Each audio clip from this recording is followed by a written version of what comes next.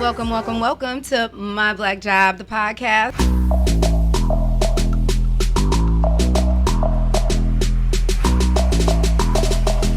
I am Janan, and I'm here with my girl, my sis, Dr. Keturah Jeffries.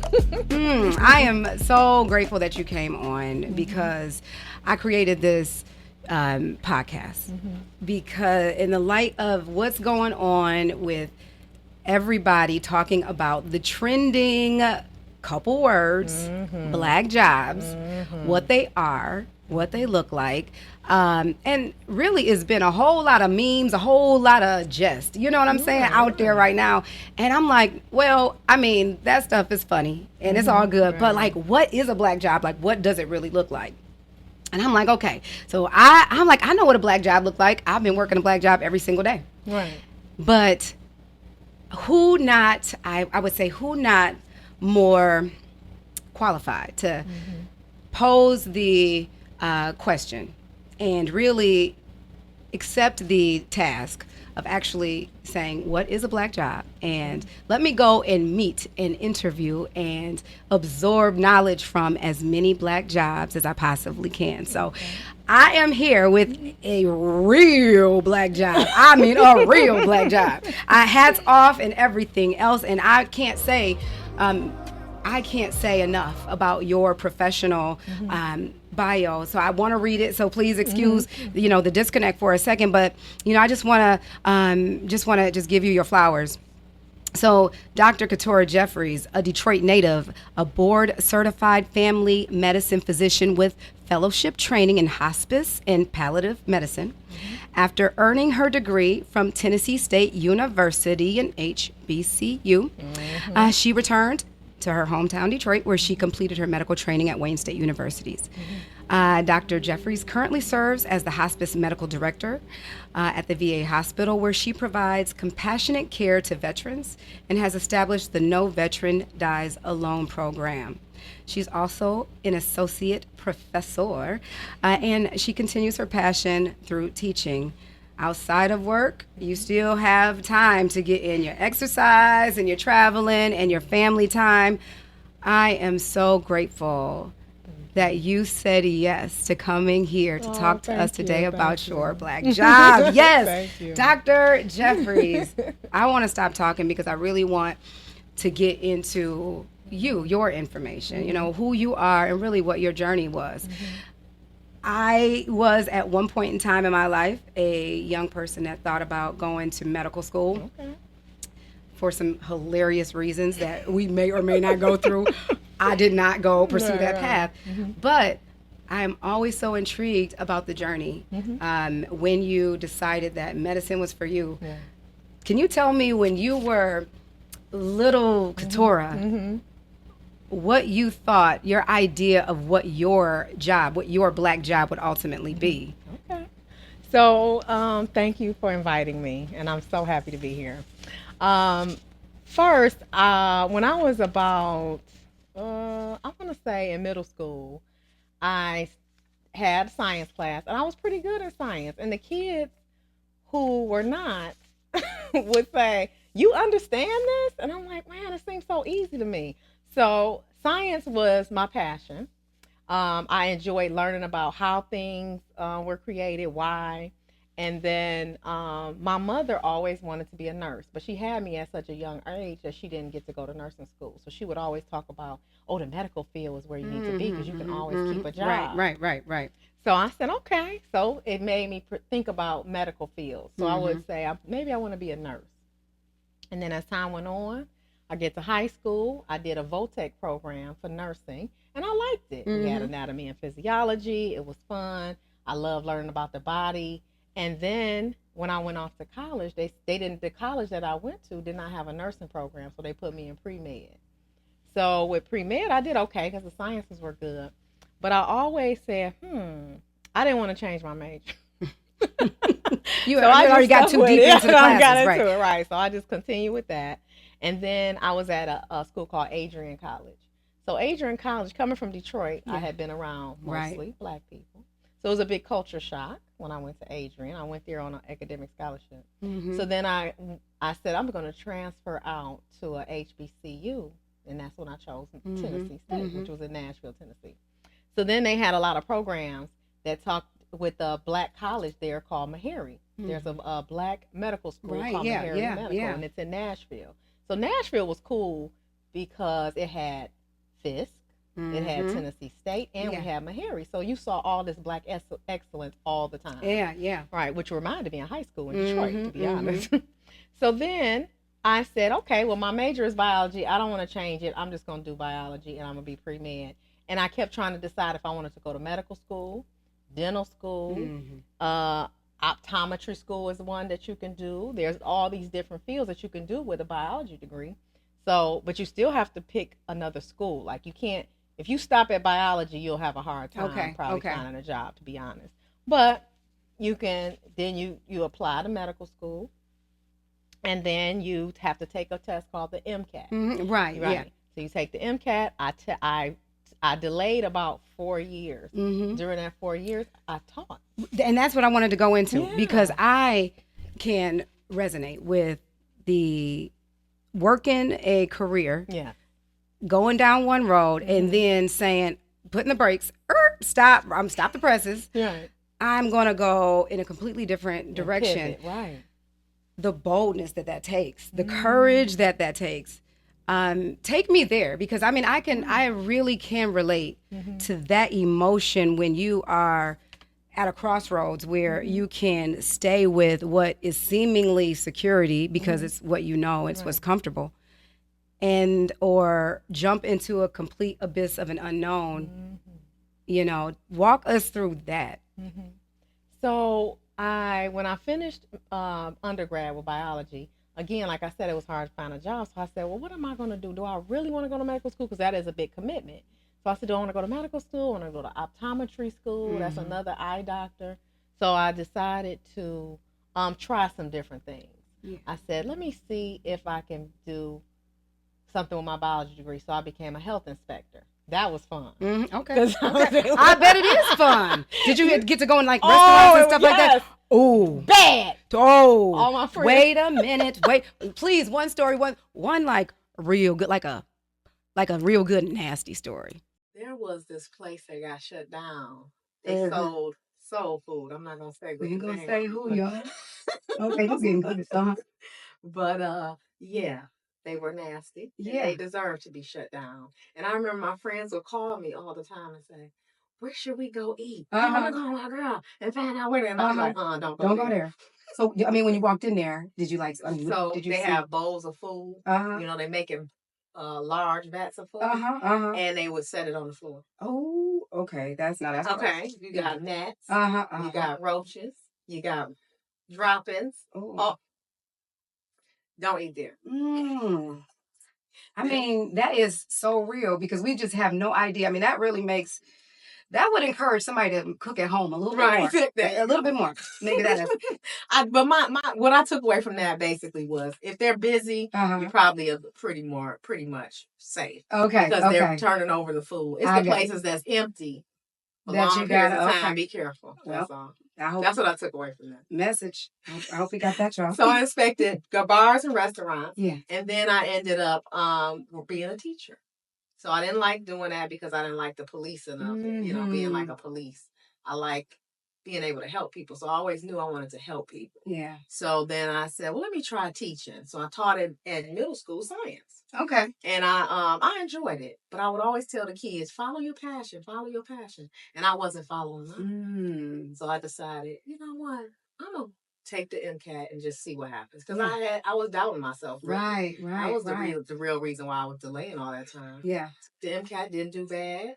Applied. And then I didn't get in the first time. So I got in the second time. So I didn't give up. You know, it's something about perseverance because, you know, it's pushing past that resistance.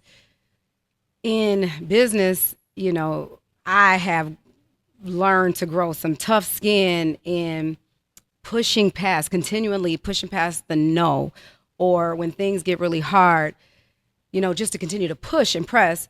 And that is that's a thing that just clicks in your mind really with certain types of industries. But to see that actually it really transcends all industries. It's not really just a matter of, being an entrepreneur that kicks that into gear, but it's actually, everything. So that was enlightening. Taking on hard things. Right. You're gonna experience difficulty. Yeah, And you absolutely. have to have that. Perseverance is a major character trait that helps you to be successful. So, one of the things when I was in college, I was pre-med at the time. And started out, I really wanted to go. I said in my mind, I'm going to be an OBGYN. And that was just my whole focus. So my entire life, little girl, I'm like, OBGYN, that's what I want to be when I grow up. And then I went into, when you're a freshman, you go in and they assign you with a guidance counselor. Walked in there and I had to go to the medical building for my guidance counselor for my major. And I sat across a guy. He was not the same ethnicity, race, culture as me. And he said, he looked down, he said, oh, okay, so you want to be an MD? And I said, yeah, I do. I want to be a doctor. And he said, well, why? Why do have you ever considered being a DO? And, not to discredit a DO or anything like that, but what I took from that is this person who is in a qualified position, that is a doctor, he does not see me as a MD. He sees me in a completely different light as a DO. He may not have meant any ill will with that statement. Maybe he thought I gave more compassion and I was more, I was better suited for holistic type of a journey. I don't know, but the way that impressed upon my heart was that I wasn't good enough. You're impressionable. Really, at that age, you know what I mean? You're in college, you're still kind of a kid, and impressionable. And those type of statements can sway you one way or the other. Ultimately did. I mean, in fact, I did not pursue that at all. I think I immediately changed. It planted a seed of doubt and I never went further. So, it's those, it was the journey. That's good. And really you've seen both sides of it. You've seen the education and you've also seen the other side. Being on the side of education, have you seen instances where maybe every culture is not looking out for the best interest of the future Black jobs that they are, responsible for cultivating? Yeah. So when I was at Adrian College, which is a predominantly white school, very few Black people, we did have a chemistry teacher that said that women and minorities he doesn't think should be in that field, because if you look at the field, you don't see them. That's constructed that way. Yeah. But when I went to my HBCU, they were like, okay, you want to be a doctor? Let's make it happen. So that was one thing that I took away from being in a Black college, is that they really support you. They have a vested interest in your success. Right. And I encourage everybody to go to HBCU, especially our Black children, if they have an opportunity, even if it's for grad school or for undergrad, or even just for a couple years, just to get that into your, because it builds a lot of confidence. One of the things I always say is that you have to, in order for us to know that something is real, we have to be able to see it. And if we don't know that France ever existed, then how do we know that we ever want to go there? So to go to an HBCU is really like just immersing yourself in a space where you'd have all of this visual stimulation, and I could be this, I could be that, and being that looks excellent, and oh man, I didn't realize that I could do this. Whereas in other places, our minds and our environments are really so, secluded and isolated, where our vision is really just the day-to-day, the mundane things that we see, and we really don't know that the world is ours. All we have to do is just open our eyes. But, the world is our oyster shell. It sure is. It is. Well, I know everybody is ready to get into some games. Doctor. Now, usually people, I'm sure, approach you in a way in which they're like, okay, doctors are all conservative, and, I can't laugh too much, I can't do this, I got to sit up straight, I just have to. So, let's see if Dr. Jeffries if she down, y'all. So, when I think about my whole journey of trying to get into the medical field, and just the very short-lived journey of it. I just really didn't have an opportunity to really explore just even other facets of it.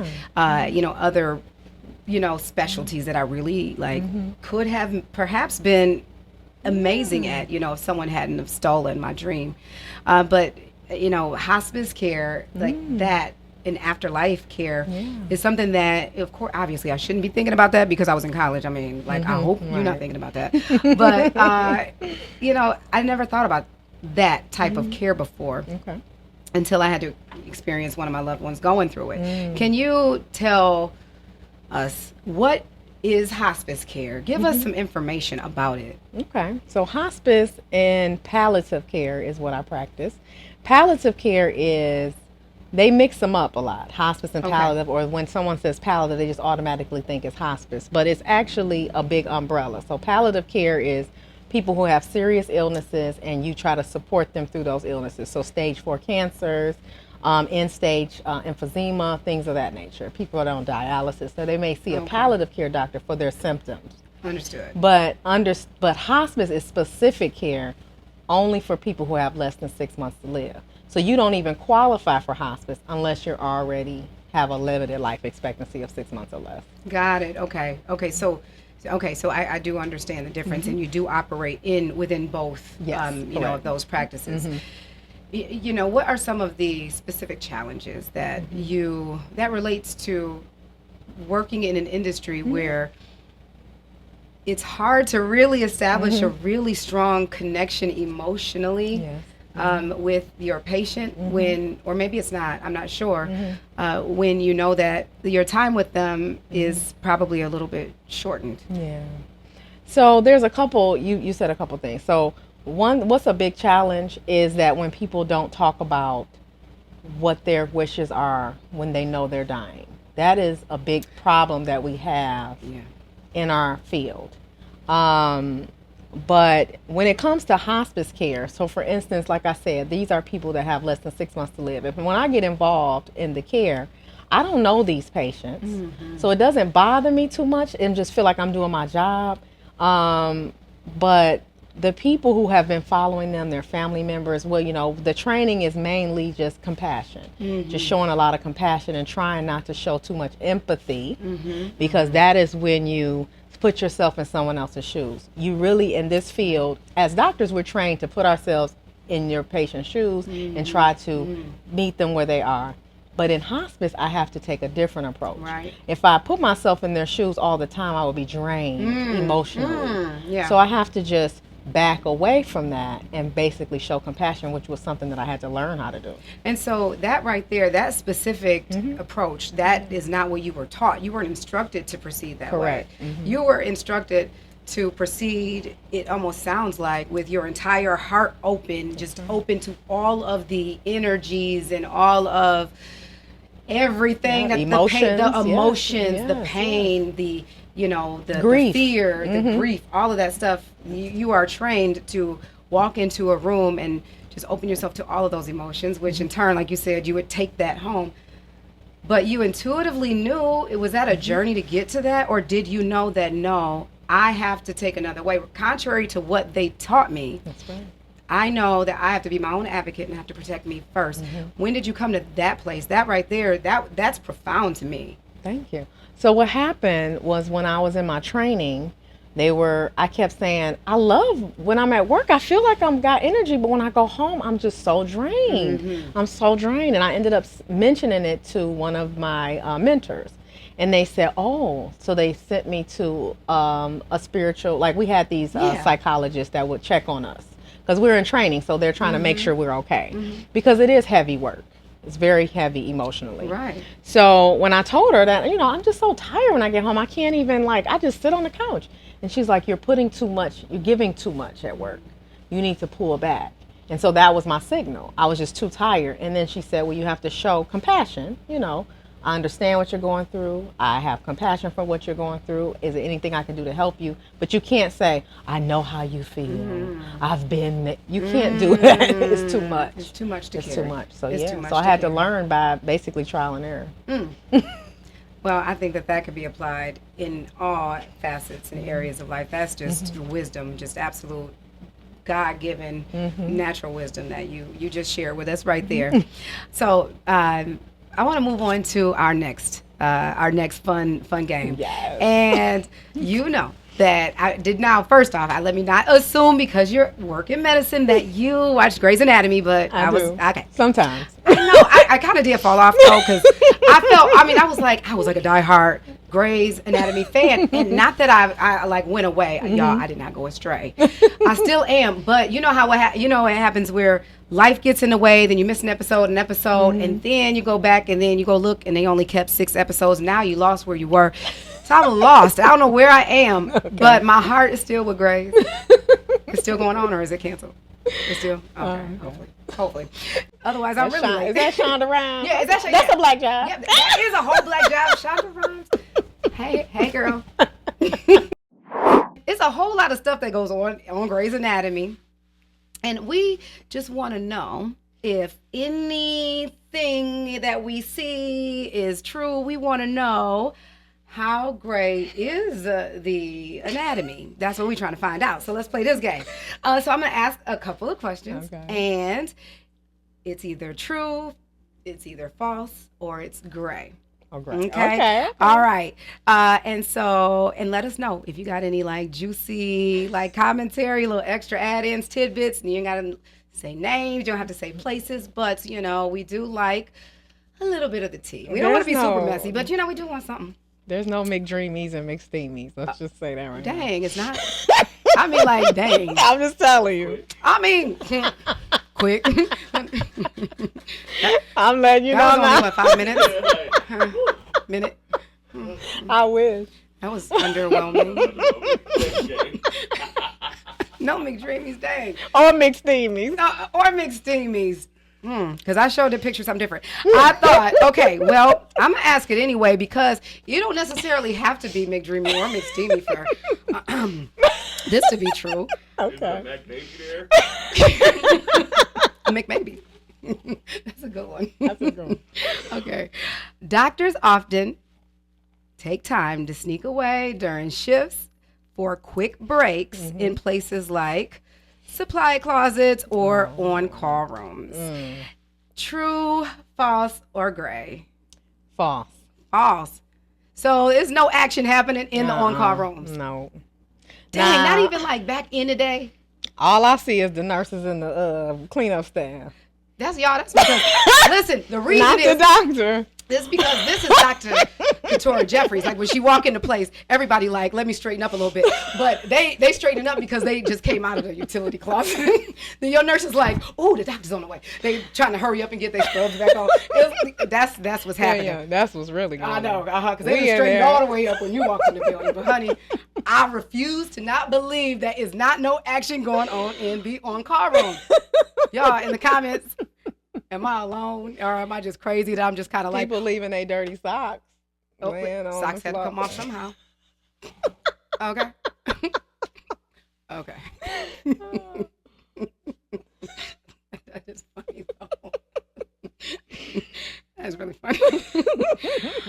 Okay, so all right, socks in the on-call room. Y'all get them socks up because the doctor now I done planted a seed. She gonna be looking. Y'all like, dang, she need to shut up on that show. Okay.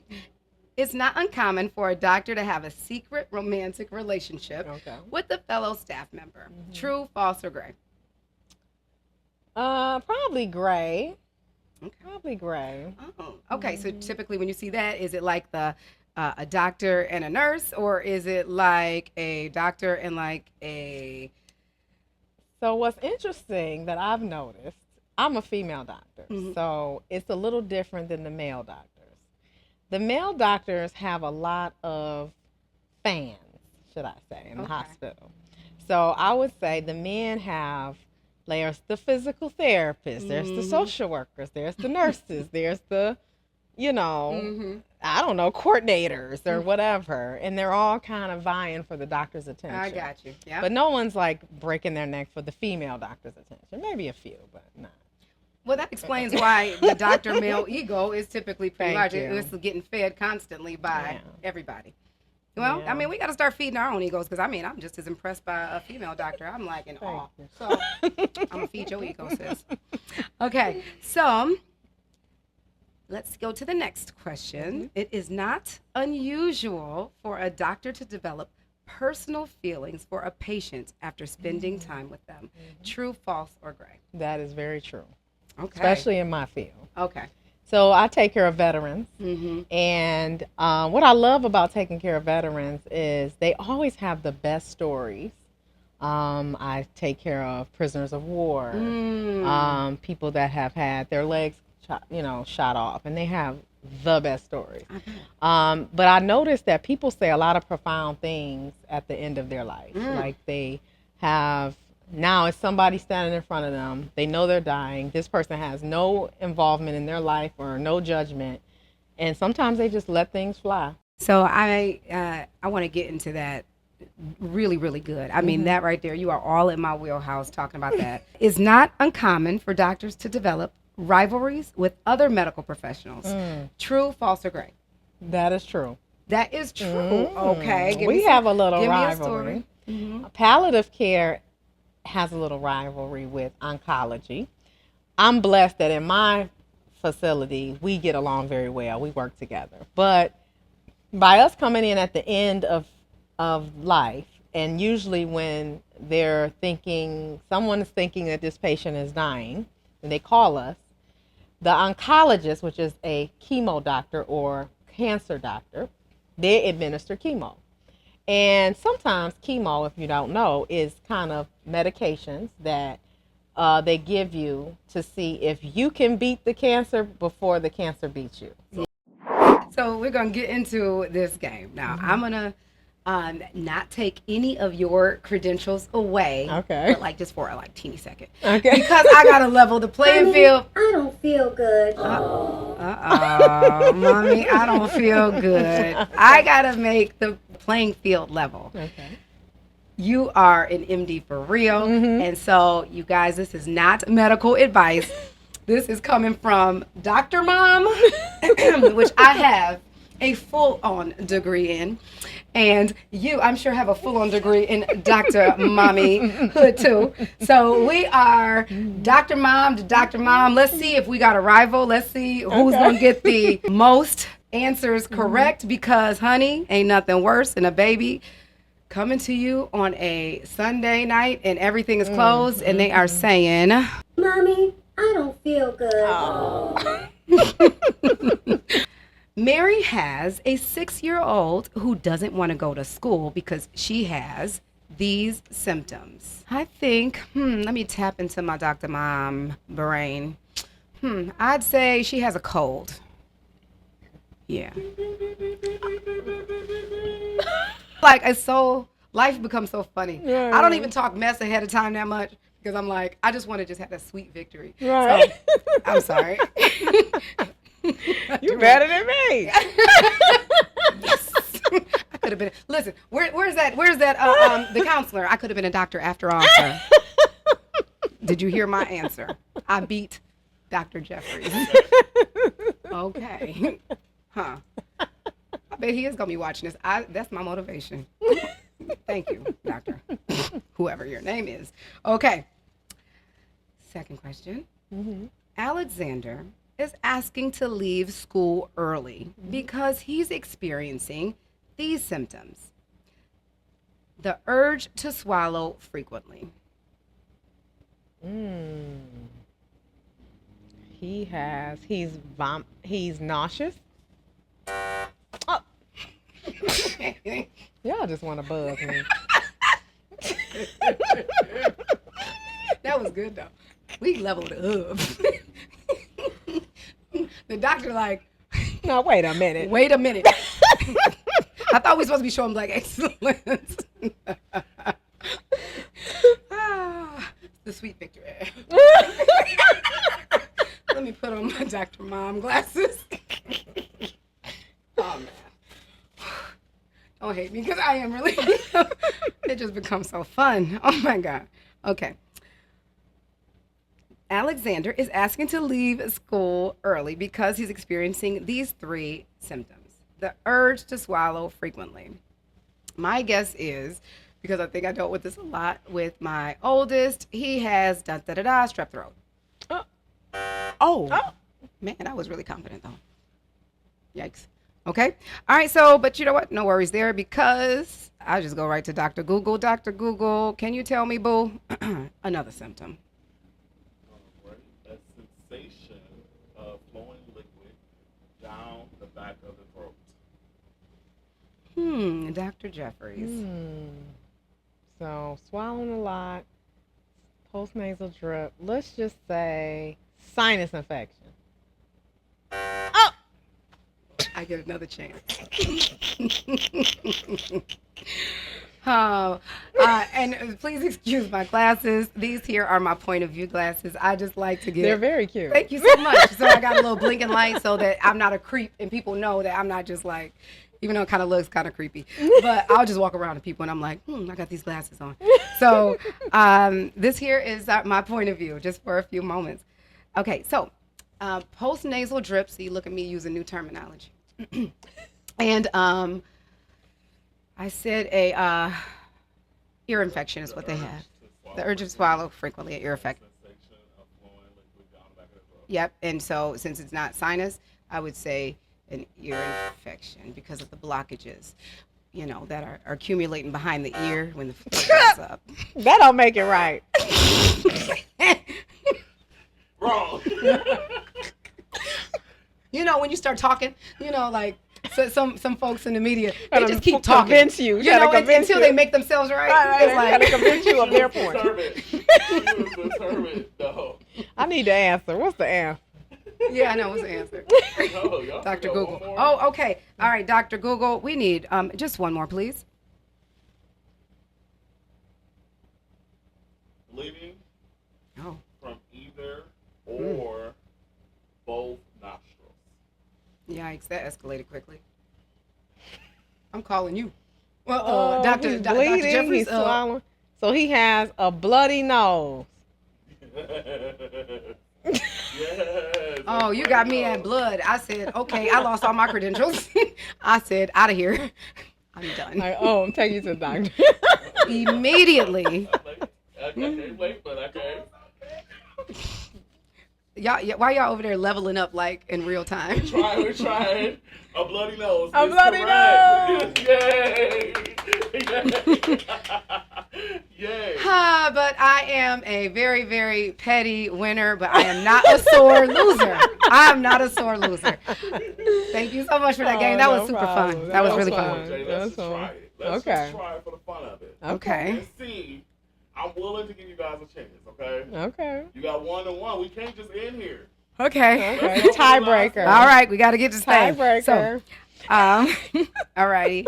Okay, so Alicia is at school making her last rounds, saying goodbye to her friends before she leaves, when suddenly she experiences some bloating.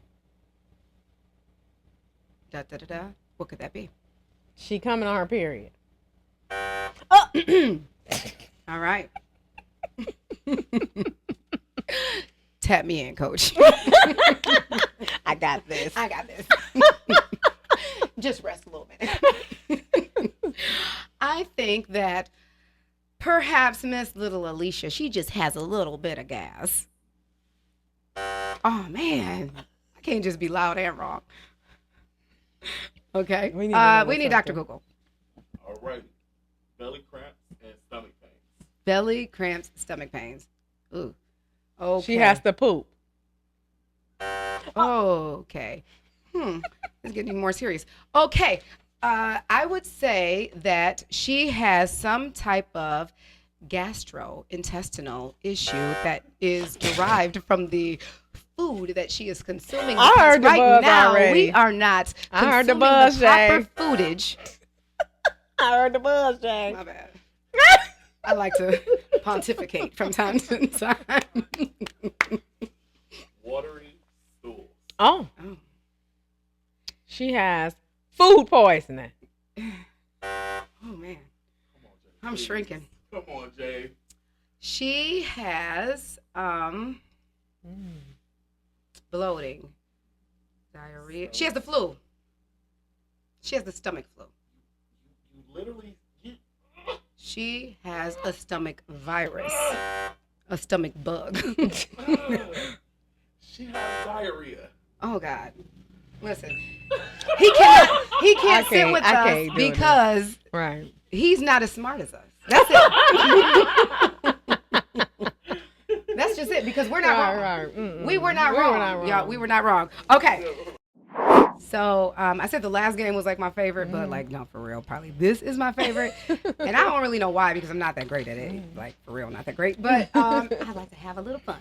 So let's see if you can stand on top of the charts with your girl. So, yes, in a whole parallel universe, I'm this whole like musical artist, and so yeah, okay, or I might be rap Beyonce. I mean, depending on the day. hey, but no. So, the game top of the charts. What we do is we play music in the background, and you, as our guest, our very special guest, you come forth with a lyric, a verse, and then I come through second, and I come through with a different verse, and we put it all together, and we let y'all like get in the comments and tell us if we were top of the chart. So if we need to just stay at the crib, keep our day job. So let us know, and whatever. So here we are with top of the chart. You ready? Okay, All right, ready. we're going to give 3 random words. The words, and I am not a part of this process, so I am just as shocked, is stethoscope, syringe, and thermometer. We are charged with the responsibility of saying at least one of the 3 words within our verse. Okay? So you don't necessarily have to tell us right away. We got to be. No, we ain't got to do a cappella, do we? Hey. So this could be rap, sing, whatever you like. Spoken word.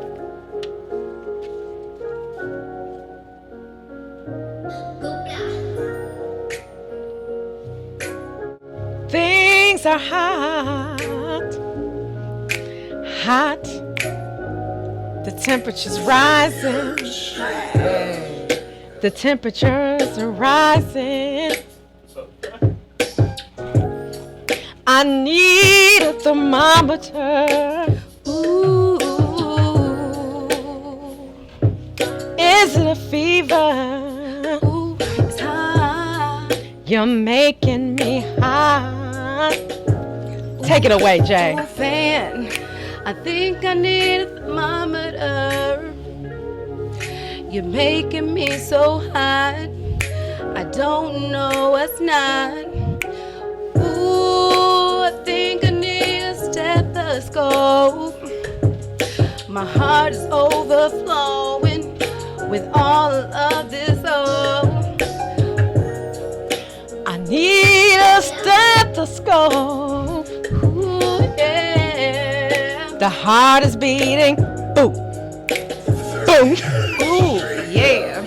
Hey, hey, hey, hey, hey, hey. This is what it sounds like when the doctor and the CEO go, y'all. I think that's top of the charts. Don't be hating. Don't be Now in the comments. I know y'all can see my growth. I know you can see my evolution because the last ones, this was really the best one. Okay. Because when I heard that first note, I was like, ooh. I'm stepping up. I said, woo. She said, ooh. I said, oh, snap. We are not doing what we did the last 2 times. I was like, because I didn't know. I was like, chills. I was like, oh, snap. Where can I pull this from? I was, is this on Spotify?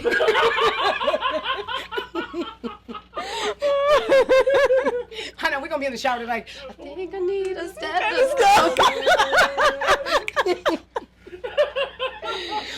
Oh my God. Okay. So thank you so much for that. Doctors do have fun. Okay, y'all fun. Especially hospice doctors. Okay, we have fun. So, but speaking of hospice doctors, I know that that's really where your passion, that's really been your focus, but life is all about transformation, That's right. and really, truly not only transformations, but we go through one physical death, but we go through multiple transformative deaths. That's right. And sometimes those deaths, they look like a relationship ending. Sometimes those deaths look like a new vision, a new career, a new path, a new journey, the end of something old, the beginning of something new. So with you pouring all of this love and everything into, your practice, I want to talk about where you are now. And really, before I get into where you are now, I want to talk about, let me back up just a little bit. Let me talk about, because I'm really fascinated not only by transformation, but through just the process of transitioning, period, requires a lot. And spiritually, where a lot of people are right now, a lot of people are trying to make sense of just life in general. Life and death, they have it's like oil and water, they're completely different, yet sometimes it kind of walks parallel and they feel the same, What has been your experience, witnessing someone take their last breath, not really emotionally connecting, but more so on the spiritual side? Have you noticed that there's been like a lot of fear when it comes to that person taking their last breath and going on? Yeah. So I think when you think about spirituality, and then religion plays a part in that, and we learn a lot about how different religions look at death. And just for example, the Jewish faith, they believe that air is life. So, and then there's another, when someone says suffering, I try not to use the word suffering. Sometimes when people are going through a lot, when they're dying, we may use the word, oh, we don't want our family members to suffer. But there was one particular spiritual religion that honored suffering. And so when you use that word, they're like, yes, that's good. I want my family member to suffer because that means they're going to be glorified in heaven. So we had to learn a lot of how different spiritualities look at death. I remember this one particular patient, not spiritually related, but he changed the way I looked at life in a way. He said, I came in his room and I said, I'm hospice and palliative medicine. And he was like, oh, what are you doing here? And I said, well, they called me because your heart is really bad. You have a really weak heart and your heart is about to give out. And I need to talk to you about what your wishes are moving forward. And he said, so they called you in here to tell me I'm dying. And I said, well, kinda. And then he said, well, why I'm so mad? Why I'm so mad? He said, because I finally paid my truck off. I finally married the woman I should have married 20 years ago. And I'm finally at a place in my life where I'm happy. And now I'm dying. So it made me think you should live every day of your life the way you want, because you just never know. And so for him to say that, it was really life-changing for me. He did all of that. He did all of that. He sat there and saved. He worked hard. He said later. He pushed off. Not right now. I got too much going on. Too much is in my way. Got to work. He did all of that just to get to a place where I've arrived and here I am. I'm on my way out. Wow, that is ironic. And so that made me, look at life a little different. Yeah. So really, it's a matter of really just perspective and understanding that the foundation that we stand on is unfortunately built on us wanting to obtain all of this like material wealth and not realizing that the foundation that we should truly be standing on is perhaps the relationships that we have. That's and putting our value into that, because if we just do that, we could start living we could start living. You should live. You should live. And that's one thing that I do.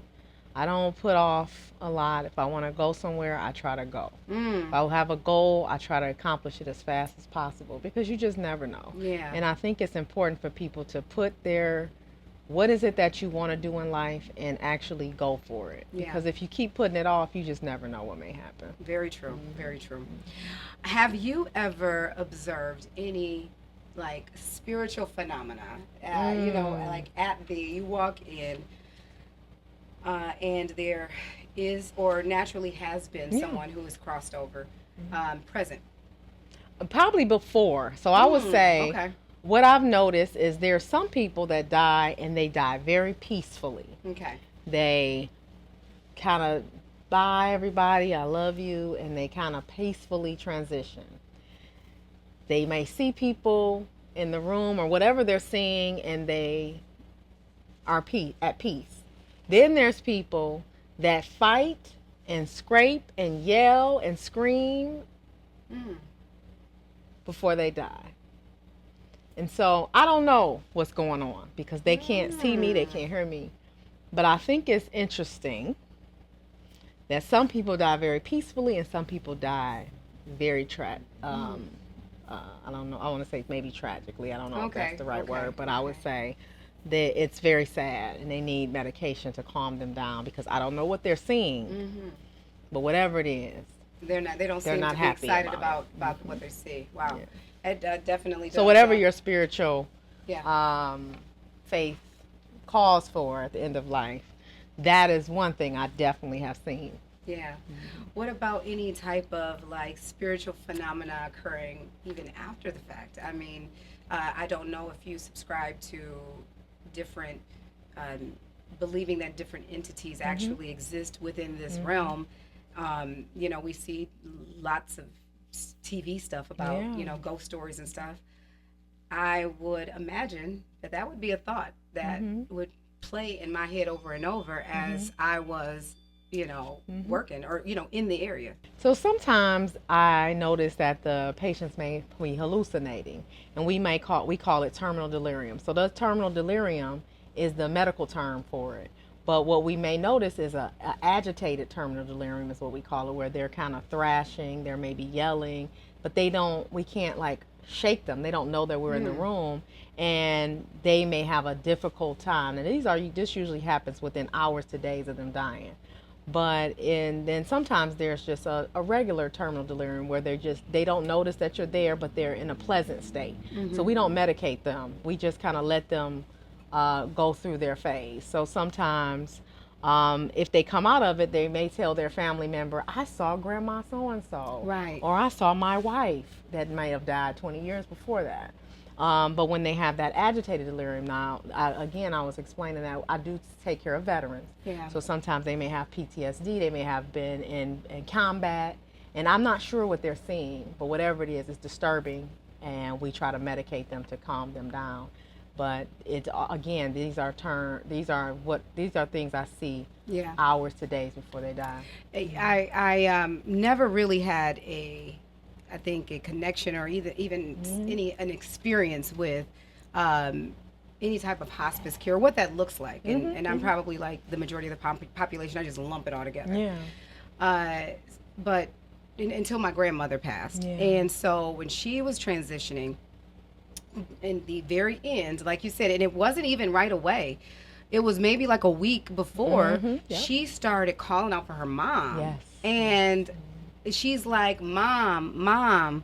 Now, my grandmother at this point was, you know, she was in a state where she didn't really know who was around her, but yet she was calling out for her mom that had been deceased like years and years and years. And so it was just like, it made the other side so real to me at that moment. But, you know, also in addition to that, you know, I've been really public about the tragic loss of my sister. And, but I bring that up only to say that probably pushed me maybe even a little bit further into my connection to really the other side and how that veil is probably thinner than what we really think. Now, I don't necessarily think that the veil is that thin anymore, but what's your take on like the other side, do you, like, not from a medical standpoint, but from what you feel, do you believe that the other side still walks with us every day? I believe that they communicate with us. I do. That's just my personal belief, Yeah. not professional. But I do think that they communicate with us in different ways. I Yeah. think that you said you had a tragic loss of your sister. I also had a tragic loss of my husband while I was in medical school. He was killed tragically. And I always feel like that kind of drew me towards what I do for a living. Yeah, Because yeah, I yeah. went through grief at such a young age. I was only like 30 when my husband was killed. And once I decided to do hospice, grief didn't bother me because I knew that you can get through grief. Yeah. But when you're in the grief, it's rough. Right, But right, when you right. kind of are moving through it, you realize that there's life on the other side, so it doesn't seem as bad. And I feel like that's probably why I chose to do Yeah. end of life and help people, especially people of color, because when you tell somebody that your loved one is dying and we want to do this different Yeah. type of care for them, they don't usually trust people that don't look like them. That's true. We don't. And so me walking in the room and kind of giving them some, like, oh, well, maybe she's right, it helps. And I also kind of gatekeep that, like, to make sure that this patient really is dying before they just try to throw them in hospice. So I do take pride in that. Yeah, in closing of this, of this topic, I want to just say, regardless of how long the time span, sorry for your loss, because to deal with, something so tragic and so sudden. My sister was also murdered at a young age. She was 30 when she was murdered, and that just happened just a few years ago. But you touched on something that was really important, because people grieve differently. Yes. And grief is not necessarily a cookie cutter thing, and that was something I had to realize, because to lose an elderly person is a completely different experience from losing someone suddenly, tragically, and also young, but that too prompted me on a journey of transformation. That's right. And trying to figure out how to now navigate this grief, navigate this new space. So it is a lot of beauty that actually comes out of the transformation. We don't see it when we're going through it, but it is a lot of beauty that ultimately comes, because look at you, an amazing doctor, and I'm trying to still figure out what I want to be when I grow up. I'll figure it out one of these days. Are you a t-shirt printer? Are you a podcaster? Are you a YouTuber? I don't know. Maybe I'm all of it. Yeah. But really leaning into, really in closing, transformation. You are a teacher, middle school science teacher, turned Dr. Jeffries, and now turned Dr. Jeffries, hospice, palliative care. But now, what is next for Dr. Jeffries? So, I'm glad you asked. So, my board certification is in family practice, which is primary care. And so, in doing palliative care, I deal with the end stages of a lot of diseases. And what I notice in our people is a lot of these end stage diseases are preventable. And I felt a nudge to start treating people before they get to this stage. And I noticed that when I would work sometimes at an urgent care here and there, I would notice that a lot of our people in my community did not have a good quality primary care physician. They may have a physician that didn't speak the same language as them, things of that nature. So I said, well, this is what I do. Why don't I try to provide it for my people on the east side of Detroit? Right. And so I have started a clinic where I am a primary care doctor, and I see children, teenagers, adults, and elderly on the east side of Detroit on Gratiot. And we should be up and running by January. And it's called East Detroit Primary Care. Well, look at that. So before I treated the dying, now I'm trying to treat the living. Well, I'm not surprised that your slogan contains bars, because the way You ate me up on the top of the charts challenge. I am not surprised. But, you know, the transformation continues. And here you are. You are being a presence in the community, showing up for your community. And you are going to show them how to really live. I know with all the wisdom you brought today, all the knowledge that you have obtained throughout your years, I know that you are going to do amazingly at serving everybody over there plus some.